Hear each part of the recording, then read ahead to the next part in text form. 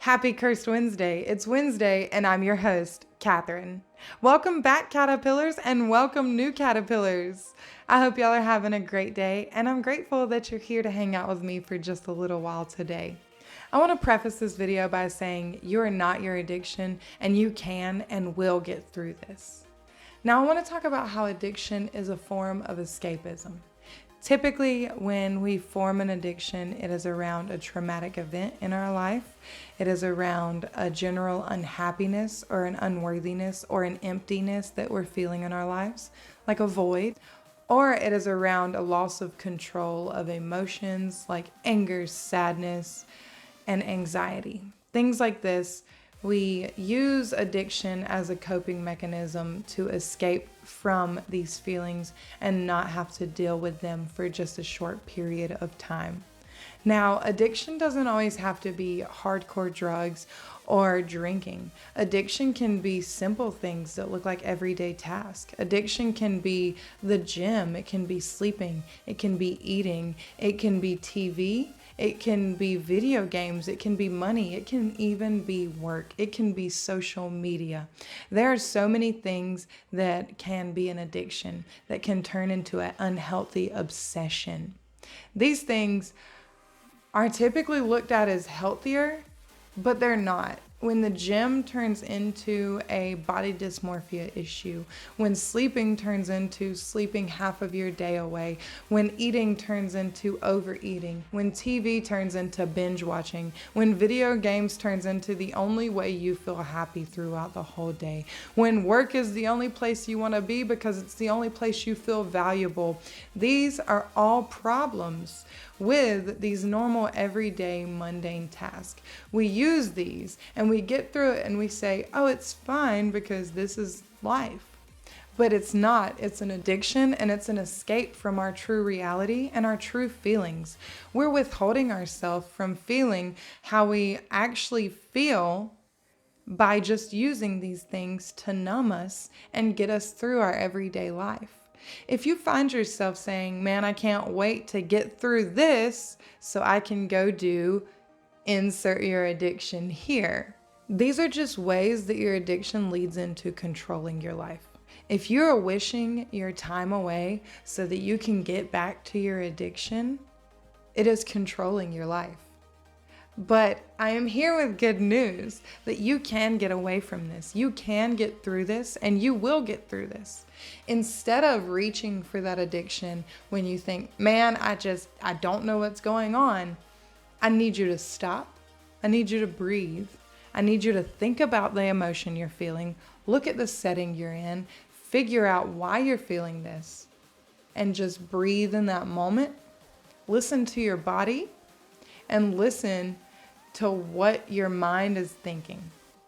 Take out those negative reinforcements that say, I need this, I need this, I need this, and refill it with, okay, I'm going to learn from this. I'm going to figure out why I can't cope with this without my addiction.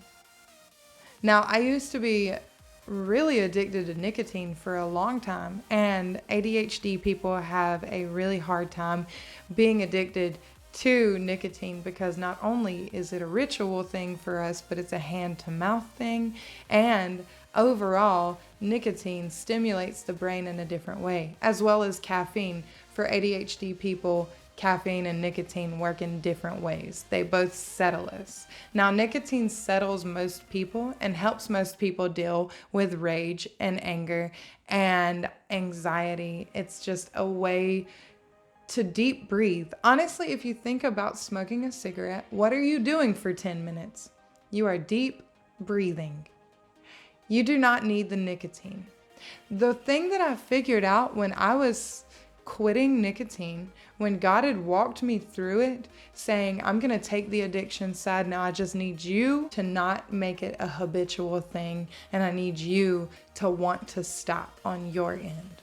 That was when I truly realized that nicotine was not only an addiction that I had to suffice for my anger and my anxiety, it was also an addiction that I had that suppressed my hunger, my thirst, my rest. It suppressed all of these. So not only was it suppressing an emotion, it was also suppressing an everyday need.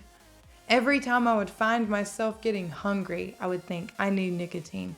Every time I would be thirsty, I would think, I need nicotine. Every time I would get tired, I would think, I need nicotine.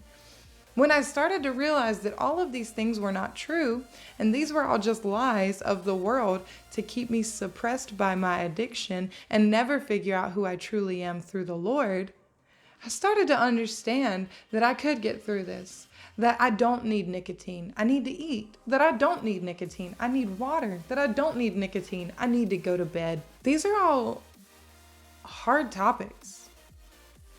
I don't need approval from social media. I need approval from the Lord. I don't need to look like the supermodels. I need to be healthy.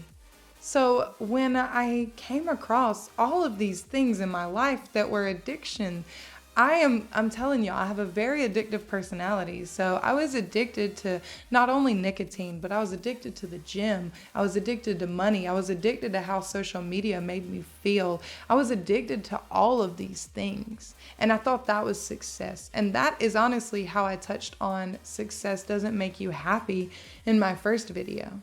I started working on these emotions that I was trying to use addictions to cope with. When I was feeling unworthy or empty, I started thinking, why do I feel unworthy? Why do I feel empty? What is happening? I started working on my emotional intelligence, and I started working on the actual moment of when I felt the most like I need this. I cannot take one more step. I need this now. You know, you need that cigarette. You feel like you can't move. You cannot breathe. You cannot do anything other than get your hands on that next cigarette. And it's like so captivating. It's so entrapping. It's so painful to live there. And I understand where you are. And I want to give you hope in knowing that you are more worthy than your addiction. You are better than this, and you can pull through this. You can turn back to the Lord at any time, and He will come running to you. You've never gone too far, and you've never been too bad to turn around and say, I'm ready to come home. You can get through your addiction. You can turn your life around. You are in control of this. You can stop, and you can overcome, because God will give you the strength to do all of this. He will help you through, and you will persevere in ways that you've never thought before. I want to encourage you with this because I would have thought I would always be trapped by my depression, my anxiety, my need for approval, my eating disorder, my nicotine addiction. I would have thought I would have been trapped forever by these things. But God has fully taken all of these things, and I have worked through in understanding my emotions and understanding who I truly am and understanding my true worth. And I just wanted to give y'all some encouragement in this. You can get through this. I just wanted to reach out and let you know that you are not alone in this. You are not alone in this struggle. A lot of people deal with the same struggle, and you can get through this.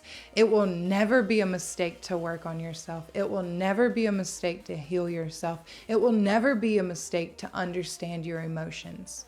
We can and will be the change that the future needs to see. If you like this video, give it a big thumbs up. If you're struggling through something right now, feel free to comment it down below. If not, just ask for prayers down below. I would be more than happy to pray for you.